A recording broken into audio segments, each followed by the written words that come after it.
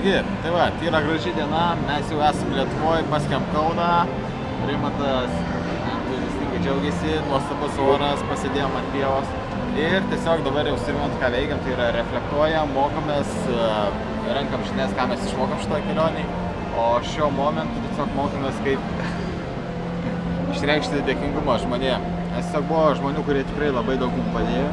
Tiesiog tokiu būdu išsiunčiantiems atvirukę mes norim jiem padėkoti. Supranti, aš nulaižiau šitą daiktą, bet...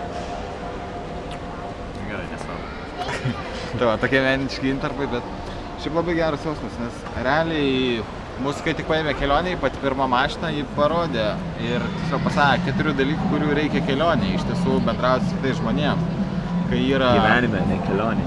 O tik tiesa, gyvenimas yra kelionė, tai... Jis akcentavo labiau, kad su užsieniečiais, su kuriais kalbos daryti karjeras.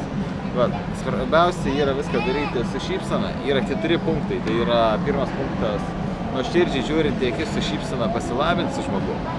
Antras dalykas yra, jeigu reikia kažko paprašyti, tai irgi daryti su plačiausia, nuoširdžiausia šypsena žiūrint į akis. Trečias dalykas yra mokėti nuoširdžiai atsisveikinti žiūrint į akis. O svarbiausias dalykas yra mokėti nuoširdžiai su šypsena žmogų žiūrint į akis padėkoti už tai, ką jūs jums padarė. Rimantai, kam esi dėkingas? Sąrašas platus, sunku išsirinkti. Tau. O aš Rimantai dėkingas. Mokomas reikšti dėkingumą ir žaidžia dėkingumo žaidimą. Ką čia darė Rimantai? Gerai, tai mes dabar pradėjom rašyti laiškus.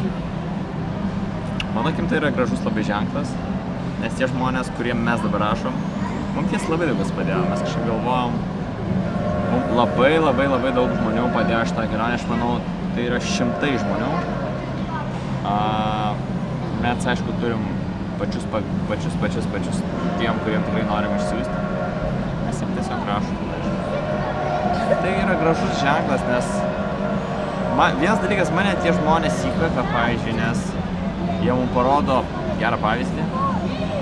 To visada nepamatysi, jeigu gyveni šiaip savo gyvenimus, ta prasme. Tai aš manau, kad šioje vietoje mes iš jų mokomės būti gerai žmonėmis. Jo, tiesiog šitie žmonės mus įkvepia būti dar geresniais žmonėm.